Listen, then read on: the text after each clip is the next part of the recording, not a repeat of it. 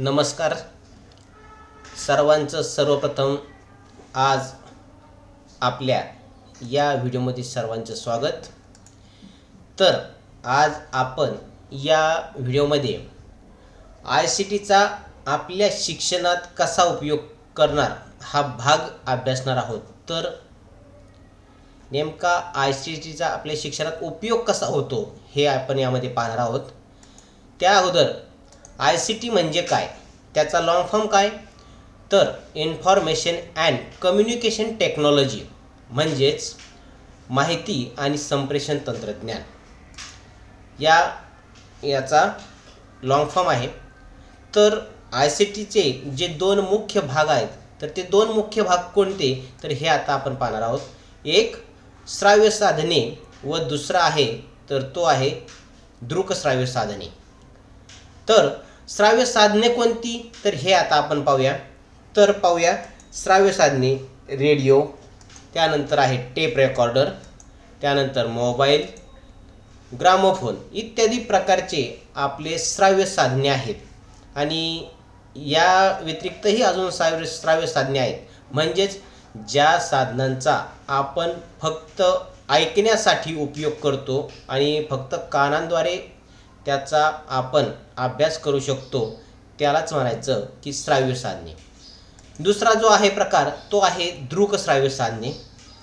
तर दृकश्राव्य साधनांमध्ये कुठले भाग येतात, लॅपटॉप, प्रोजेक्टर, मोबाईल, TV व कम्प्युटर असे इतरही काही साधने आहेत की ती दृकश्राव्य साधनांमध्ये येतात। आणि दृकश्राव्य साधने म्हणजे डोळ्याने पाहणे व कानाने ऐकणे अशा आपल्या दोन्हीही भागाने जे आपण ज्ञान ग्रहण करतो अशा साधनांना दृकश्राव्य साधने म्हणतात। तर या साधनांचा उपयोग करून आपण शिक्षणामध्ये ICTचे काही प्रमुख उद्देश आहेत। तर ते उद्देश कोणते, ते पुढील प्रमाणे आहेत। पहिला आहे विद्यार्थ्यांमध्ये शिक्षणाविषयी रुची निर्माण करणे। जर आपल्या विद्यार्थ्याचे शिक्षण रटाळवाणे असेल तर त्यांच्या शिकण्याची रुची आहे ती कमी झालेली असते। त्यामध्ये त्यांच्यामध्ये शिक्षणाविषयी रुची निर्माण करण्याचा आपला पहिला एक उद्देश आहे। दुसरा आहे एखाद्या विषयाचे किंवा वस्तूचे व्यवस्थित सादरीकरण करणे। एखादा विषय आहे तुमच्याकडे, तर त्या विषयाचं किंवा एखादी वस्तू आहे त्या वस्तूचं तुम्ही सादरीकरण फक्त तोंडी स्वरूपात केलं तर ते व्यवस्थित त्यांना समजणार नाही। परंतु त्या वस्तू किंवा त्या विषयासंदर्भात तुम्ही एखादा व्हिडिओ दाखवला किंवा त्या वस्तूचे विषयाचे वेगवेगळे भाग करून जर तुम्ही त्यांना दाखवले व्हिडिओ स्वरूपात, तर छान अशा प्रकारचं त्याचं सादरीकरण होईल आणि त्यांना तो विषयसुद्धा छान अशा प्रकारे समजेल। त्यानंतर मुलांची शिकण्याच्या गतीमध्ये सुधारणा करणे। जी मुलांची शिकण्याची गती आहे, एखादा भाग तुम्हाला 4-5 वेळेस समजून सांगूनही जर तो मुलांना समजत नाही, त्यावेळेस त्यांच्या जी शिकण्याची गती आहे ती कमी असते। परंतु या गतीमध्ये मुलांच्या गतीमध्ये वाढ करायची असेल तर त्यांना दृकश्राव्य साधनांचा वापर करून आपण मुलांची गती वाढवू शकतो। त्यानंतर आहे मुलांच्या कार्यशक्ती व कल्पनाशक्ती व निरीक्षण शक्तीचा विकास करायचा। नक्कीच ज्यावेळेस तुम्ही या दृकश्राव्य साधनांचा किंवा या ICTचा आपण आपले शिक्षण वर्गामध्ये ज्यावेळेस उपयोग करणार आहात, त्यामुळे मुलांची जी कार्यशक्ती आहे, काम करण्याची शक्ती आहे ती वाढणार आहे। त्याचबरोबर ती मुलांची कल्पना करण्याची शक्तीसुद्धा वाढणार आहे की त्यांना एखादा जर व्हिडिओ दाखवला तर त्या व्हिडिओमध्ये कसा प्रत्येक विषयाचा वापर केला ते मुलं त्याविषयी कल्पना करणार आहेत। आणि तिसरं म्हणजे निरीक्षण शक्ती। तो नेमका व्हिडिओ कसा बनवला, त्या व्हिडिओमध्ये काही दाखवलं असेल विशिष्ट असं, तर ते कसं घडलं हे निरीक्षण करण्याची शक्ती त्याची वाढते। त्याचबरोबर आहे एखाद्या कठीण विषयाचे सोप्या भाषेत सादरीकरण करणे।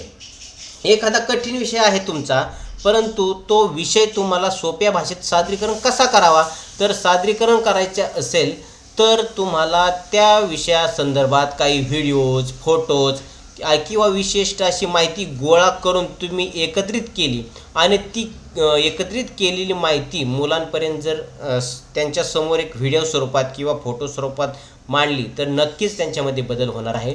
त्याचबरोबर आहे मूर्त विचारांना अमूर्त विचारांना मूर्त स्वरूपात सादर करणे. मग पाहू शकता काही विषय असे असतात ते आहेत विषय, परंतु आपण त्यांना स्पर्श करू शकत नाही. उदाहरणार्थ हवा आहे, आपल्याला ती दिसत नाही, परंतु मग त्यांना आपण दाखवणार कशी आहे. तर एखाद्या फुग्यामध्ये जर हवा भरली तर त्या हवेमुळे हा फुगा फुगलेला आहे हे आपण त्यांना एक व्यवस्थित दाखवू शकतो. याचाच उपयोग म्हणजेच अमूर्त विचारांना मूर्त स्वरूपात सादर करणे. त्याचबरोबर आहे मुलांची शिकणे कायम व मजबूत करणे. एखादा घटक जर तुम्ही मुलांना व्हिडिओ स्वरूपात दाखवला तर त्यांच्या मनामध्ये तो विषय छान अशा प्रकारे बिंबवला जातो. कारण ज्यावेळेस सांगतात की 70% ज्ञान हे डोळ्याने ग्रहण केलं जातं, त्यावरूनच ज्यावेळेस मुलं स्वतः समोर पाहतात त्याच वेळेस त्यांचं जे शिकणे आहे ते मजबूत होते आणि कायम होते. म्हणजे तो भाग त्यांच्या कायम मनामध्ये राहतो. ज्यावेळेस तुम्ही केव्हाही विचारलं त्यांना तर त्या व्हिडिओबद्दल त्यांच्या लगेच डोळ्यासमोर तो व्हिडिओ येतो आणि ते आपल्याला सांगू शकतात. तर पुढील भाग आहे पहा, ICTच्या माध्यमातून आपण माहिती व संवाद या प्रक्रियेचा उपयोग करून आपली कामे चांगल्या प्रकारे कशी करता येतील हा भागात आपण पाहूया. तर पहा, जर ICTचा उपयोग केला तर त्या माध्यमातून आपण मुलांच्या वर्तनात बदल करू शकतो. त्यानंतर पुढचा आहे पहा, मुलांच्या कौशल्याचा विकास करू शकतो.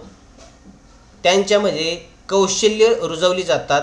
त्यांच्यामध्ये काम करण्याची किंवा अभ्यास करण्याची शक्ती याच्यामध्ये आपण वाढ करू शकतो ICTच्या माध्यमातून. त्यानंतर आहे शाळा व्यवस्थापन आणि माहिती गोळा करण्यात सुलभता.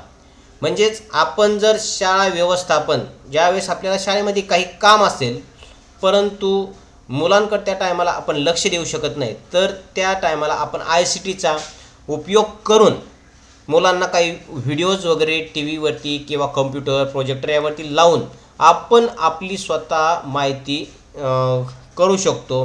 किंवा इतर माहिती मुलांना समजत नसेल तर अशी माहिती गोळा करून मुलांना चांगल्या पद्धतीने व्यवस्थितरित्या जर समजावून सांगता येत असेल तर नक्कीच आपल्या शिक्षणामध्ये त्याची सुलभता येणार आहे. त्याचबरोबर पुढचं आहे पहा, मुलांमध्ये आपण एखादा भाग कसा व्यवस्थित प्रकारे छान असा शिकवू शकतो.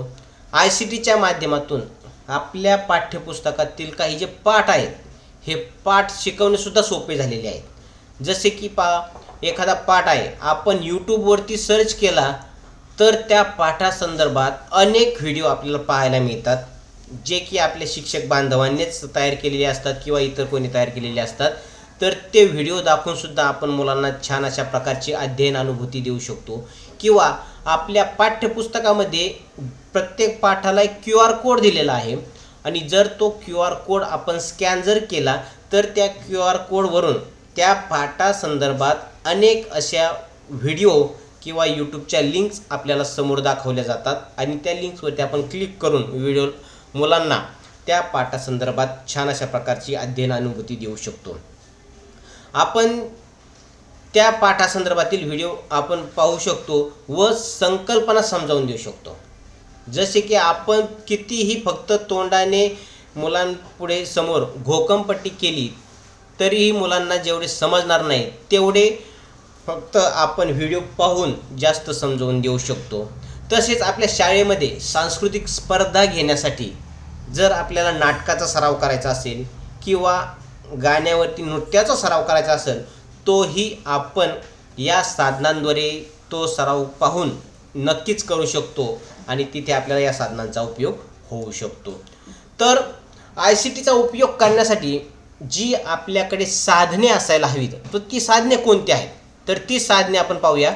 तर पहिला आहे लॅपटॉप्स, दुसरा प्रोजेक्टर्स, तिसरा मोबाईल, TV, कम्प्युटर. ही साधने आपल्याकडे असायला हवी आणि फक्त ही साधने ही असून उपयोग नाही, तर हे साधनांचा उपयोग करण्यासाठी त्या साधनांमध्ये आपल्याला आवश्यक असणारी सामग्री म्हणजेच काही व्हिडिओज हवेत, काही फोटोज हवेत, काही ॲप्स हवेत, काही सॉफ्टवेअर्स हवेत. हे सर्व असायला हवं, तेव्हाच आपला तो व्हिडिओ आपल्याला छान अशा प्रकारे मुलांना दाखवता येतो किंवा त्या फोटोविषयी छान अशी माहिती देता येते. हे सर्व साधने असतील तर त्यासाठी हे सर्व साधनांचा आपल्याला ICTमध्ये उपयोग करून मुलांना शिक्षण देता येते. त्याचबरोबर आहे, ICTचा वापर करण्यापूर्वी काही विशेष गोष्टी लक्षात घ्यायला हव्यात आपल्याला. मुलांसमोर आपण वापर करणार आहेत या साधनांचा, पण साधनांचा वापर करत असताना काही गोष्टीचा आपल्याला लक्षात घेणं महत्त्वाचं आहे. तर त्या आहेत पहा, एक जो घटक आपल्या मुलांना दाखवायचा आहे किंवा शिकवायचा आहे, तो घटक आपण एक वेळा आपण स्वतः अभ्यासायला हवा, जेणेकरून मुलांना ज्या गोष्टी दाखवायला नको त्या समजतील.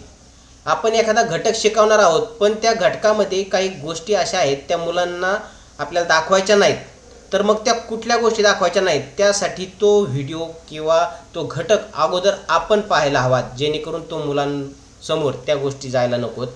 पुढचं आहे, माहिती मुलांच्या आवडीची असायला हवी व त्याचबरोबर ती ज्ञानवर्धक असायला हवी. एखादी माहिती आहे पण ती माहिती मुलांच्या आवडीची असेल तरच मुलं ती चांगल्या पद्धतीने पाहणार आहेत व त्यांना त्याविषयी कंटाळा येणार नाही. त्याचबरोबर ती माहिती ज्ञानवर्धकसुद्धा असायला हवी. त्या माहितीमधून मुलांना काहीतरी ज्ञान मिळायला हवं अशी ही माहिती असायला हवी. त्याचबरोबर पुढचं आहे, ज्या ठिकाणी आपण ICTच्या साधनांचा वापर करणार आहोत त्या ठिकाणचे वातावरण शांत व अडथळाविरहित असायला हवे. आता आपण त्या साधनांचा वापर करणार आहोत, जर एखादा व्हिडिओ आपण प्ले केला आणि त्या ठिकाणी इतर काही आवाज येत असतील तर मुलांचं लक्ष तिकडे लागणार नाही आणि मुलांना जो आपण भाग शिकवतोय, ऐकवतोय किंवा ऑडिओद्वारे सांगतोय तर तो मुलांना व्यवस्थित ऐकायला जाणार नाही. म्हणून तिथे ते वातावरण शांत असायला हवं व अडथळाविरहित. तिथं कुठल्याही प्रकारचा अडथळा आपल्याला यायला नको. कोणीही मध्ये येतंय, काही ओरडतंय, काही बोलतंय किंवा आपल्याला लाईट वगैरे जाते, म्हणजे असा कुठलाही अडथळा आपल्याला त्या ठिकाणी यायला नको आहे. त्याचबरोबर पाहू शकतो, आज जे आपण ICTचा आपल्या शिक्षणात कसा उपयोग करणार आहे हे सर्व आज आपण पाहिलेलं आहे. त्यासाठी मग पाहूया, ह्या ICTचा उपयोग करून आपल्या वर्गामध्ये आपण शिक्षण हे रचनात्मक, प्रासंगिक व प्रभावी कसे करू शकतो हे आज आपण पाहिलं. त्याचबरोबर विद्यार्थ्यांमध्ये वैज्ञानिक दृष्टिकोन कसा रुजवू शकतो ते देखील पाहिलं. तसंच शाळेतील माहिती व्यवस्थापनामध्ये अभूतपूर्व बदल आपण कसा घडवू शकतो हे देखील आज आपण पाहिलेलं आहे. त्याचबरोबर मग आज पाहूया ICTचा शिक्षणात उपयोग कसा होतो हा विषय मी आज आपल्यासमोर मांडलेला आहे. तर सर्वांनी ही माहिती छान अशी ऐकलेली आहे, त्याबद्दल सर्वांचे खूप खूप धन्यवाद. आज या माहितीतून नक्कीच तुम्हाला काहीतरी थोडं काही होईना ज्ञान मिळणार आहे. त्याबद्दल ह्या चॅनलला तुम्ही सर्वांनी सबस्क्राईब करा आणि तुमच्या मित्रांनाही लिंक पाठवा. नक्कीच लाईक करा, शेअर करा.